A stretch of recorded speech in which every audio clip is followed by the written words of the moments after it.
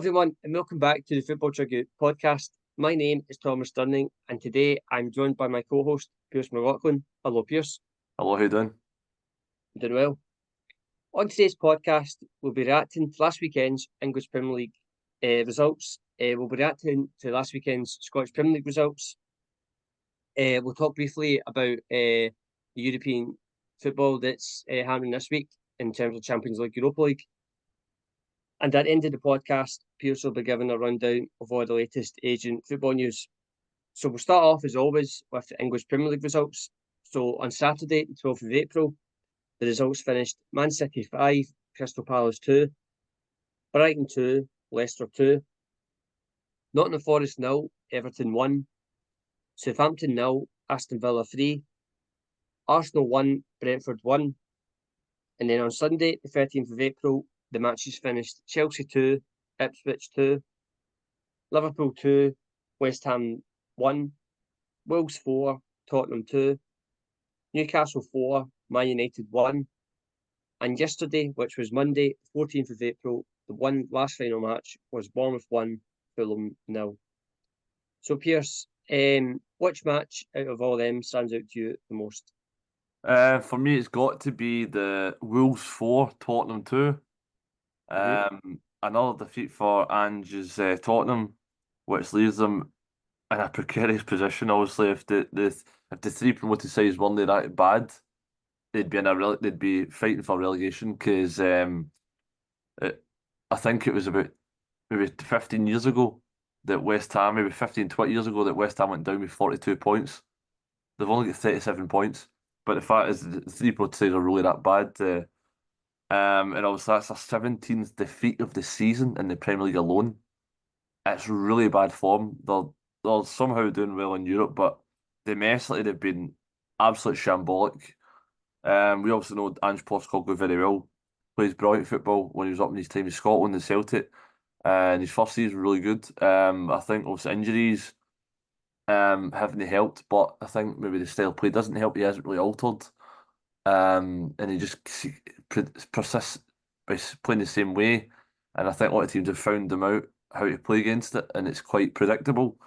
And they've got a bit of a soft centre at the back, and they're not scoring enough goals. So it's a recipe for disaster in terms of not defending well, and they're not really potent in attack as they used to be. And it's just so for me, it's really bad start. Really bad. I just say about really bad that season game, in general. that Tottenham game you were just saying, like their season is so their match on Thursday against Frankfurt in Europa League is one each in the tie already. So that second leg, I mean, that is a massive game for Ange Postecoglou. Yeah. No, for me, if he doesn't go through, potentially sacked right after that game, I think, and you might even see Ryan Mason in temporary charge to the season. And another stat, Tom, that's which even more damning against Ange Postecoglou, right? Tottenham have now lost more league games this season, 17, than Pochettino did in the 15-16, 16-17, and 17-18 combined. Pochettino only lost 16 games in 3 seasons. He's really lost bad. 17 in 1 season. It's Yeah, it's pretty undefendable. Results don't lie. And I think for me, I think Ange Postecoglou's on borrowed time. yeah, I agree. I think at the end of the season, what I will say is I'm pretty certain that Postecoglou won't be the Tottenham manager next season. Because their season's just been. I mean, I feel sorry for them because they've had a lot of injuries this season. And you know, it's Tottenham are such a hard club to manage because they are a big club, but they're so deprived of trophies and success, and their fans are just so like against. I always just feel like the fans are so against their club, so it's a hard situation for them to be in. But you've got to win matches, and they're losing nearly every weekend. And I mean, they're on 38 points, so um, it's a terrible season for them. And yeah, that game in the Europa League on Thursday is everything for them. Especially Ange, because I think if he wants to stay next season, he's going to have to win that competition. But for me, my standout match is Liverpool 2, West Ham 1.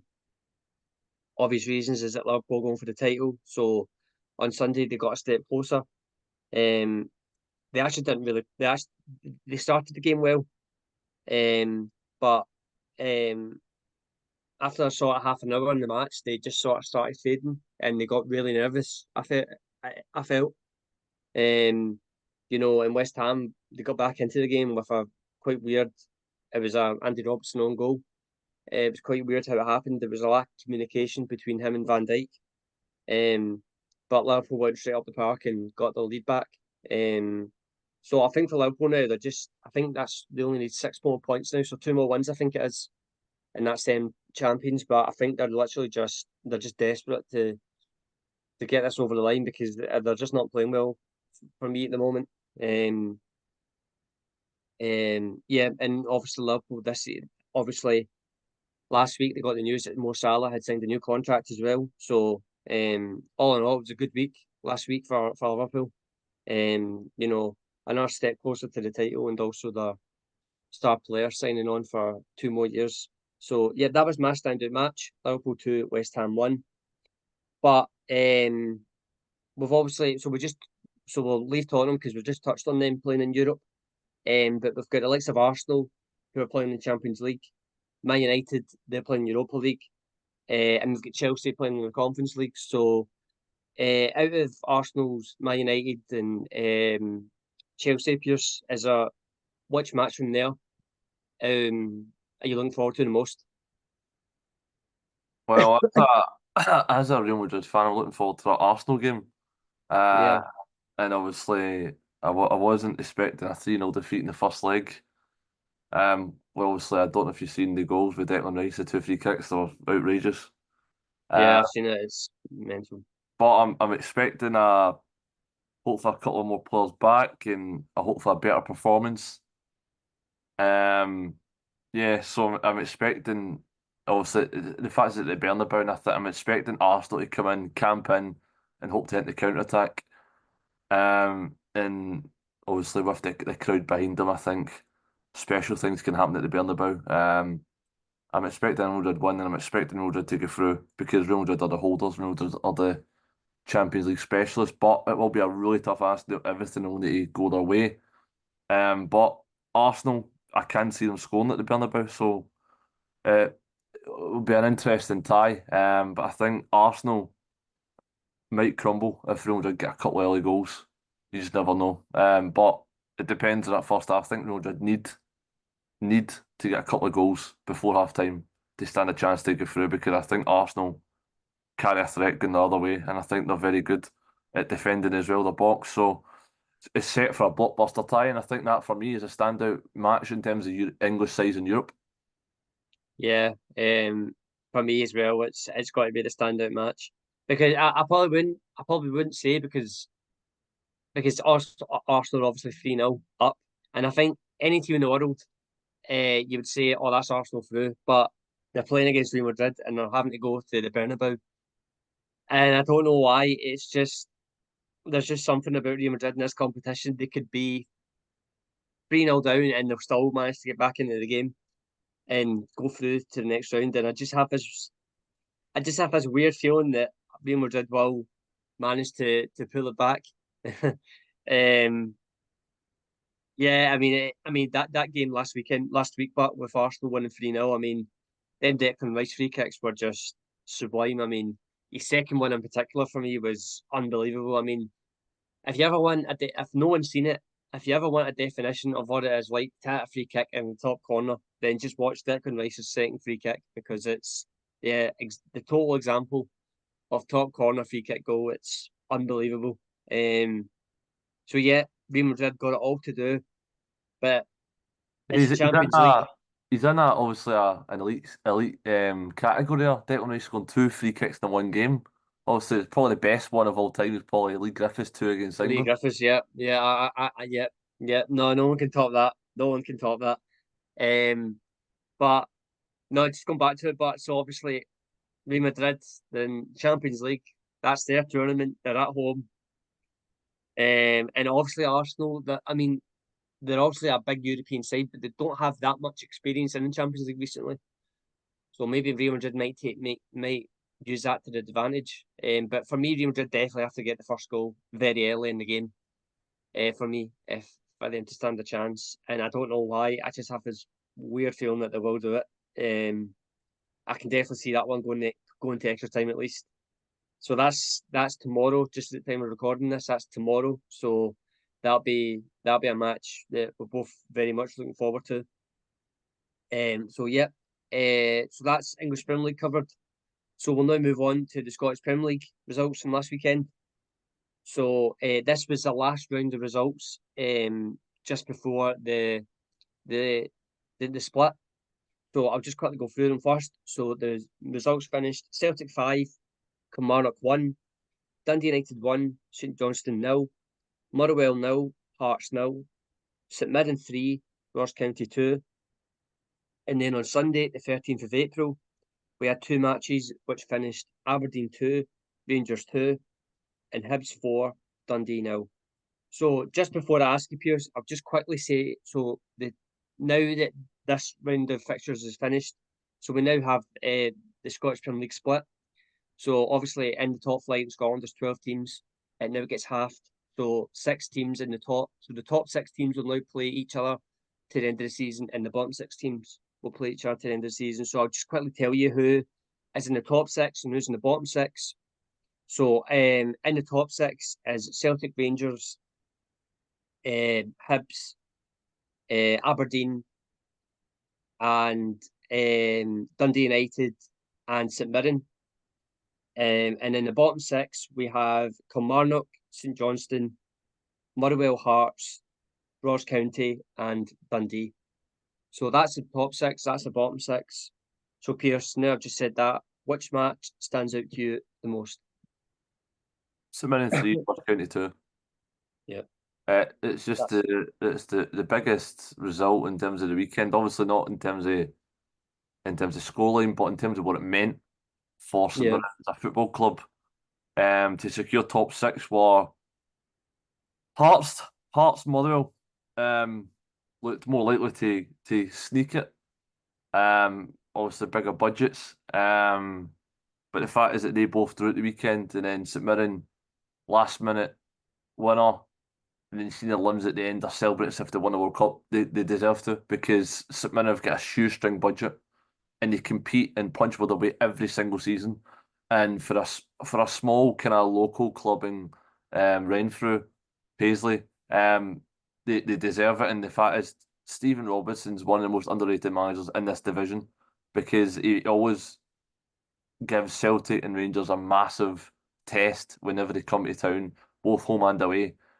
His side's well organised. You know what they've got. They've got pace, they've got power, and they're dangerous from set pieces. And they defend with putting bodies in the line. So for me, they absolutely deserve it. And that's now, Tom, 3 seasons in a row he's got top 6. Last season they got Europe. They've got an outside chance of getting European football, but they need to finish in 5th place, which they trail 9 points. And obviously they have to play Celtic and Rangers in that as well. But obviously, if they can catch Aberdeen and Dundee United, they've got a fighting chance. But the fact is, they've got into top 6, that will do massive for them for next season in terms of their budget and the players they can attract, and also keep a hold of the best players and just build on it. But I think, for me, it's a massive achievement for St Mirren to get into the top 6. And all credit to his players and Stephen Robinson, because I thought the game itself, it looked as if it's petering out to a draw. And the goal itself was to win the game, was worthy of winning in the game. Yeah. It was a superb strike into the bottom left-hand corner. For me, that was a standard result. Yeah, I have to agree, actually. I mean, it was between Motherwell, Hearts and St Mirren Ross County, but just because of the goals in the St Mirren Ross County game, I have to go with that one. Everything you just said, I agree with. Obviously, St Mirren, just I think before Stephen Robinson came in, I don't think St Mirren had finished the top 6 for years and years. And now obviously he's come in, they've done it two times in a row now, which is 3 times in a row now, actually, which is an absolutely brilliant achievement. You know, considering the budget they've got compared to like Celtic and Rangers, for example. You know, obviously the quality of players as well, and it's what a job he's really done there. It's brilliant, it's fantastic, and obviously the third goal St Mirren scored was an absolute brilliant goal. It was really well taken. But yeah, St Mirren in the top six there again. Brilliant achievement. Stephen Robinson. I think we've talked about a lot. We've talked about St Mirren a lot this season. On the podcast and about how good a job he's done at St Mirren, and the fact that they've now got another chance of potentially getting European football as well, is really exciting for them. So that is my standout match, but I have to mention Hearts. So they obviously drew 0-0, which meant that they finished in the bottom six. And for a club like Hearts, because for me, they're definitely in the top five in terms of biggest clubs in Scotland. And for them to finish in the bottom six is really disappointing, because I look at Hearts' team and they've got a really good side, likes of Shankland and Blair Spittle and Penrice. The young kid James Wilson, who's come on the scene this season. They've got Craig Gordon as well. They've got a lot of really good players, and they should definitely be, for me, challenging for third. They should not be in the bottom six. And it just goes to show that things have gone wrong there this season for them. Really disappointing. Obviously, the manager Neil Critchley there, he came in just earlier on the season, and I don't really think they've improved really since Stephen Naismith left back in September time. So yeah, for Hearts is really disappointing. For them to finish in the bottom six, and I think for this summer especially, I think they've got a big summer coming up. So yeah, but my standout match, St Mirren 3, Ross County 2. And then just before we move on, Pearse, obviously we've got Rangers in Europa League on Thursday. So they played last week. They drew 0-0 with Athletic Bilbao at Ibrox. So the second leg will now be played in Bilbao away. All to play for, 1-1. What's your thoughts, Pearse? Well, the first leg, pretty much Rangers had to play the majority of the game with 10 men after getting proper sent off early on, which was, for me, the correct decision. I don't know if you've seen Alan Coyce's debate after the game, trying to say that he needs to the game needs to change the laws and blah blah blah, and everyone was, even like Alex Ray and Alan Hutton and all that, and they're all saying that, Ali, come on, it's a stonewall red card. There's no debating that. He was through in goal, and Aki Williams. But like you say, Liam Kelly, tremendous save, came in, massive call, taking Jack Butland out. Like we say, he's had a really poor season, so many errors, and I think Liam Kelly's kind of, when he's been called upon, he's done well. He's a good backup goalkeeper. And if a goalkeeper's low in confidence, then you have to take him out the firing line. And like you say, I think Rangers would have bite your hand off for a 0-0 at home and being in the tie, considering they went out to 10 men early on in the game. And like you say, this probably suits Rangers perfectly. They made 9 changes at the weekend against Aberdeen, with a view of this game, obviously having their key men fit, firing, and full of energy, because they will need every blade of grass covered in this game in Spain, which will be difficult against Bilbao, who have obviously got a lot of top talents like Inaki Williams and Nico Williams, Alex Berenguer, and a few others. So they've got a really good side, Bilbao, and obviously they'll have the incentive to get to the final, which is obviously held in the San Mamés. So it's going to be a really tough task, but I think this is set up perfectly. I think it's in the balance, that it could go either way. I'm not saying Rangers are going out. I'm not saying Rangers are going through. I think this one could go extra time and penalties. I think it's got a really tight match. I think it'll be entertaining. It'll be a really good match to watch. And I think, obviously, with the incentive is for Bilbao to come out, attack, and go at Rangers. And I think Rangers will likely to sit deep and look to hit them in the counter attack, because, like we know, Spanish sides like to press and commit a lot of people forward, and that will suit Rangers down to a T. When you players like Igerman, Dessers, and Cherny, Hadji, get pace, they're direct, and they've got chances. And I think also Big John Suter back as well, in contention for a place. So that will do them in in terms of the world of good, obviously missing proper. So I think Rangers will get a chance, and that's all they could ask for after the first leg. And I think for me, Rangers in Europe, you just never know. Yeah, I agree. It's obviously John 0-0 at Ibrox. I think Rangers would have wanted to win that, obviously, before the match, to give them that lead going into Bilbao, but they didn't. It's 0-0, still in the tie. And yeah, all to play for. And I don't know what it is. It's just when it comes to Rangers in Europa League, they're just a totally different animal. That competition just suits them right to the ground, obviously. That they go into these games with an underdog tag, and I think that suits them much better. And I just think with Bilbao, I don't know, like, because I saw them last week against Rangers, and I wasn't too impressed with what I saw. I don't think they played that well. But they're obviously at their home ground on Thursday, so they might put in a totally different performance. But for Rangers, I think we all know what the tactics going to be. They're going to obviously come there and sit on a low block and try and hit Bilbao on the counter attack. And listen, that's the way they want to play, and there's absolutely no wrong in doing that. But I don't know. It's so hard to call. It really is. I think I've got a feeling that game will go to extra time as well. But let's just say I wouldn't be surprised next week if we're talking on the podcast and we're talking about Rangers in the semi-final of Europa League. It definitely wouldn't surprise me at all. Because they just seem to know how to win the Europa League. So yeah, but I will put Bilbao as slight favourites, but I definitely wouldn't rule Rangers out at all. So that's Scottish Premier League finished in terms of results. So just before we talk about Asian football news, Pearse, we just want to talk about a bit of not strange news, but it was a bit out of the blue. So it got confirmed yesterday that Real Madrid midfielder Luka Modric he's going to take a minority stake in Swansea City. So he's basically going to become one of their owners, although he doesn't have that much control. But so Luka Modric, minority owner at Swansea.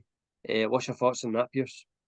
Yeah, someone like yourself, I think it come out of the blue. Obviously, stopped being in English football for the best part of 12 years.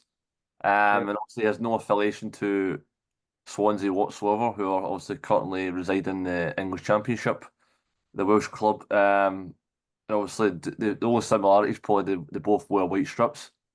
But it remains to see Yeah, that honestly, yeah. it's probably the only similarity I can come up with. Obviously he's Croatian born as well. Probably the greatest, probably arguably the greatest ever Croatian player of all time. He's nearly 40 year old, still playing, Ballon d'Or winner.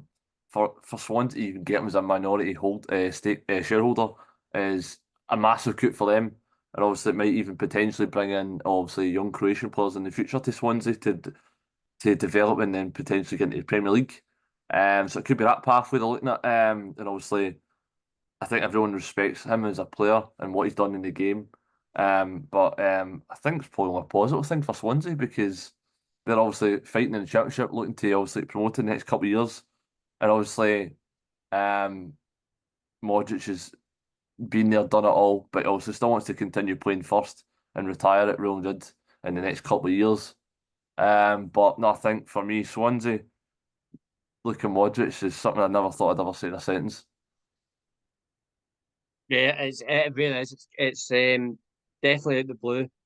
I don't. I mean, I didn't even think that Modric would be interested in kind of in football ownership because obviously he was still playing. So I just didn't think that would be something he'd be thinking about right now.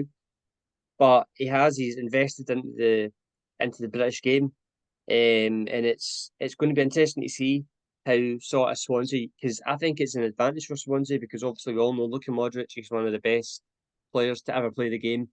He's won countless trophies. Real Madrid's most decorated player.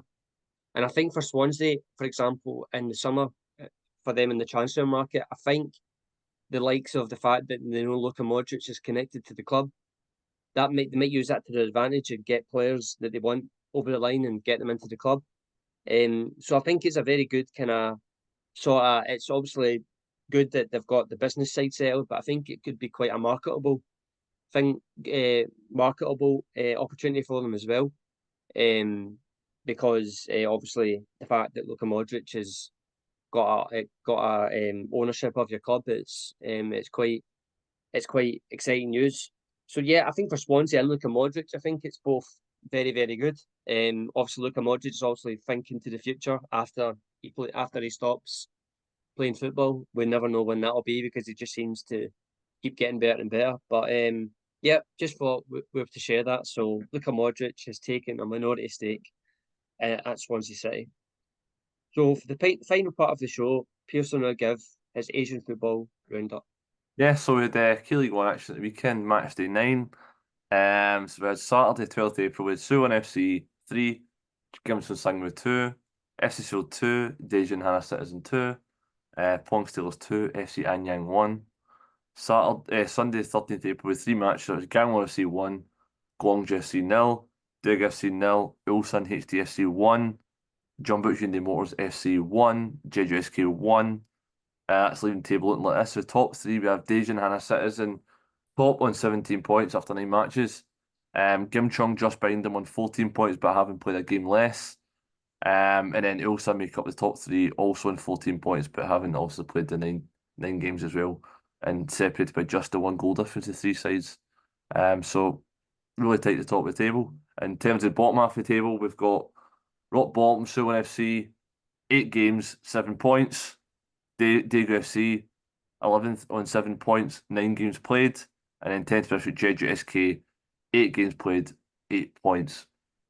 And moving on now to the G League 1. So that's match day 10 over in Japan. So we had a match on Friday, the 11th of April. FC Tokyo 1, Kashiu Reysol 1. Saturday, 12th April with Avispa Fukuoka 2, Yokohama F. Marinos 1. Gambo Osaka 2, Nogu Grampus 0. Sanfrecce Hiroshima 0, Fagiano Okayama FC 1. Sanfrecce Hiroshima, Shimizu S Pulse 1, Kawasaki Frontale 1. Cerezo Osaka 1, Kashiu Antlers 0. Tokyo Verde 0, Vissel Kobe 1. Kyoto Sanga FC 2, Shonan Bellmare 0. And then Sunday, the 13th April, 2 matches. That was Alberts Degata 0, Yokohama FC 0, FC Uchida Zelvia 0, Ure Diamonds 2. We've also got this week, so tomorrow night and Wednesday, 16th of April, we've got 3 matches, and that's Vissel Kobe versus Kawasaki Frontale, Yokohama F. Marinos versus Shimizu S Pulse. They're both set for 7 p.m. kickoffs.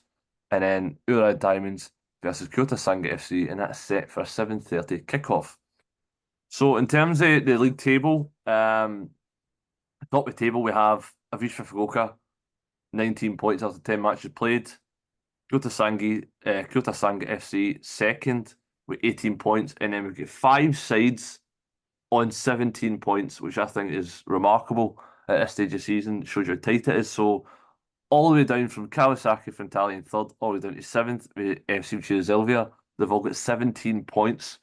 So the top 7 sides are separated by just 2 points, and 3rd to 7th are all separated by goal difference. So we've got Kawasaki Frontale 3rd, Fagiano Okayama FC 4th, Kashiu Reysol 5th, Sanfrecce Hiroshima 6th, but they do have a game in hand.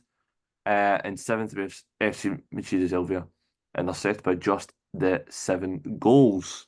Really tight there at the top half. And in terms of the bottom half, we've got Nago Grampus, rock bottom, 8 points after 10 matches. 19th position, Alvarez Nagata, also on 8 points. And then 18th, also on 8 points, is Yokohama F. Marinos, who've just fallen off a cliff since Kevin Muscat's left. In real danger of having a really poor season yet again. And then FC Tokyo, just like the relegation playoff, in 17th position on 9 points. In terms of other Asian football news, so the J League will hold the Meiji Yasuda J League World Challenge 2025 this summer, a matchup between Yokohama F. Marinos and Liverpool FC on Wednesday, the 30th of July at the Nissan Stadium, the home of Yokohama F. Marinos and Yokohama. This will be the first time that Liverpool returns to Japan in 20 years. So massive news for Japanese fans, because Liverpool is coming to town. So Park Chung-yun has resigned from his post as Daegu FC manager after six consecutive defeats. So Dong-won will take temporary charge until a permanent successor is appointed. Kyoto Nakamura becomes the first Japanese player to reach double-digit League One goals in a single season. 28 games, 11 goals, 2 assists in League One. What a season he is having for the struggling French side Stade Reims. And that is all your latest Asian football news. Thank you, Pearse. And thank you, everyone, for listening to this episode of the Football Chuggu Podcast. This podcast will be available to listen to on the Football Chuggu YouTube channel and also the Football Chuggu website. Thanks for listening and see you soon. Bye-bye.